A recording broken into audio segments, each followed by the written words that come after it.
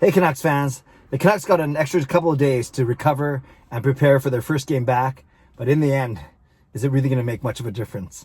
I'm Clay, emo Matt Canuck Clay on Twitter. I'm at Clayton Emo on Instagram. I'm the founder of the GLCPC, the Good Looking Canucks Positivity Club. This is my Canucks take all in one take. It's Clay's Canucks commentary for Thursday, April the 15th. This is where you get Canucks insight that's positive and timely. Shout out to my Hall of Fame members, Jens95, SimAlexander, Just Incredible, nucksfan number 29, and Lucas Gates. Thanks for your support as always, and thanks to the support of members of all levels. You're listed in the video description. If you want to become a member of this channel, member of the CCC Crew, press join underneath this or any of my videos, or on the memberships tab on my YouTube channel. Also, I want to give two special shout outs. The first one is to my new best friend, Gino. I saw him at Esso at Oak and 49th on my way home.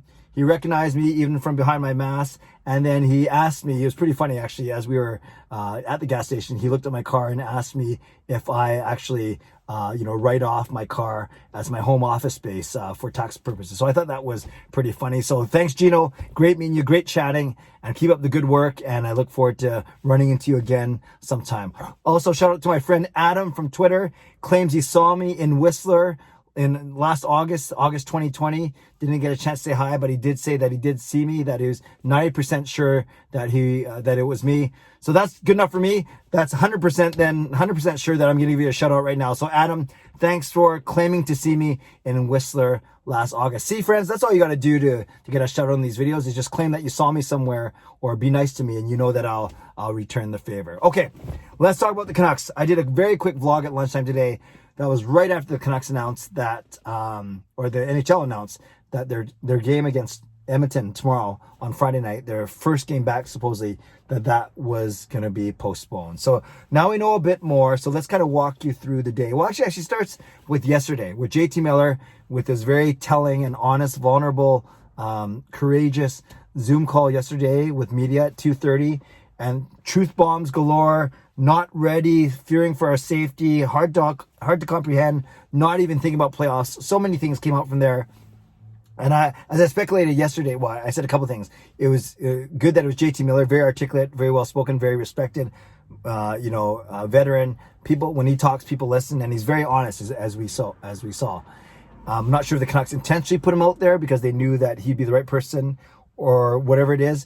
But then I also said, don't forget that the Canucks were part of the decision, the original schedule that came out a week ago, the return to play, NHL, NHLPA, and the Canucks. It was a three-headed monster that came out with that plan, but that was probably before. I think the Canucks are taking longer to recover than they originally expected. So that's fine. That's all well and good. Then some Canucks players, NHLPA, so they chatted last night, so I'm guessing Horvat as the PA rep was on, at least Horvat was on that call, if not more players. So the Canucks and then NHLPA had a conference call last night. Then practice at 11:15 this morning. Originally open to media, was announced as closed to the media around 9:30. So hopefully it was before any media made their way to the arena. But it was a closed practice, and that makes a lot of sense because if it was open practice, then you'd have every media and every cameraman trying to count who's out there, who's not out there, trying to micro-analyze who's going to, who looks like they're sick, who looks like they're not recovered. Just, it would be a lot of speculation and probably wouldn't have done anyone any good. So the Canucks closed that practice, and they also did some more testing, off-ice testing, because it's not simply get off the COVID list and boom, you're cleared to play. You have to pass some heart testing, some other types of tests. So the Canucks were doing that in and around their practice. But we have heard that there are 22 players on the ice. So you say, okay, that's cool. That sounds like a full team. But apparently a lot of those players were taxi squad players. And yesterday I tried to outline that I could see the 12 forwards and the 6D and the 2 goalies at play, but there's at least 3 or 4 of them that will be non-regulars, especially considering that we don't expect Virtanen, Höglander, and Schmidt to be ready if the Canucks would have started playing tomorrow. So there's that. 22 players on the ice. That's the word that's out there. We don't know which ones. We can kind of guess, but no point doing that now. It would just be wasting your time. Then you hear people like Darren Drager talking about guys that took to the ice, including JT Miller, throughout the week in individual workouts, saying that they felt really bad, almost concussion-like symptoms. So especially, I've had one concussion, pretty bad one, but thankfully only one, at least that I know of. But I definitely know what that concussion-like fog is like. It's almost like, I know when I had my concussion, it was almost like when you got home from a nightclub and you can still hear the music thumping, and you just hear that zzz, that buzz or that ring. For those of you that have had at least one concussion, I think you'll know exactly what I'm talking about. But they were talking about a concussion-like fog that many players were experiencing. And Darren Dreger even said that to the point where at least a couple players were wondering if they'd even play hockey again this season. Okay, friends, that's pretty concerning to me. These are well-tuned professional athletes, the best hockey players in the world among them, and they're talking about maybe not being able to come back this season. And contrast that to, hey, you're going to play 19 games in 31 days to finish off your season. It's ridiculous. It's crazy. It makes complete sense why JT Miller was saying the things that he was saying last night.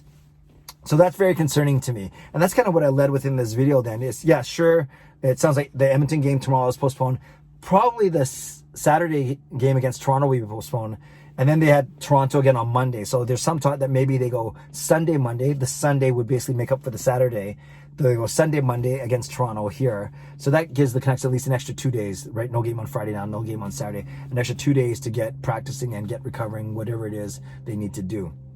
And then that means you're only rescheduling one game, and that would be tomorrow night's game against Edmonton. So you got to find a way to get that game into the schedule. But then you knock off those 2 days, and if you don't extend it any time at the back, then that's 19 games in 29 days. That is crazy. That's 2 out of every 3. Well, 19 out of 31 is basically 2 out of every 3. Well, 19 out of 29 is even worse.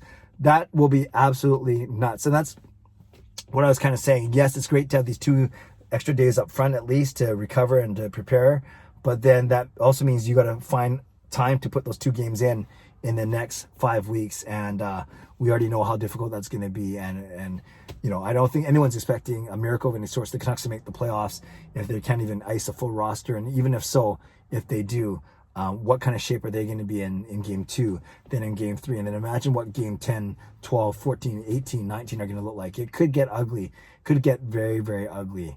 But as JT Miller said, that's the hand that was dealt, and you're going to have to deal with it, because that's what you do when you're dealt these kind of things, these kind of hands. So all to say, I'm still concerned. I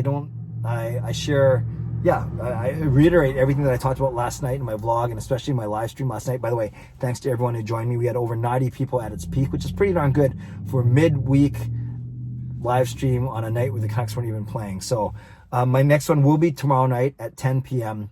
and we can just kind of talk about where the Canucks are at. Then I'll take a break on Saturday, and then we'll see what happens for the Canucks going forward. So lots to think about, but the news as of now, no game tomorrow against Edmonton.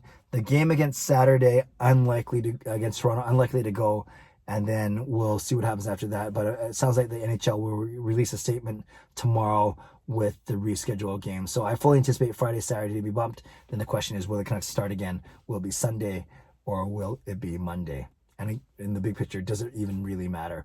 Canucks fans, let me know what you're thinking. I presume you weren't surprised when you heard that tomorrow night's game would be canceled, postponed. But I know many of you are saying, just cancel the whole season already. Give us our final placing based on points percentage, and then go from there. It's not worth the risk to these players' health, both short-term and especially long-term. Tell me if that's what you're thinking, or tell me if you're actually eager to see these guys play again this season. Leave a comment below. I will do my best to read, react, and reply. Subscribe if you like to. Like this video if you like to. Become a member of this channel if you like to. Stay safe, stay healthy, take care of yourselves, and take care of each other. Have a great day. God bless, and go Canucks go.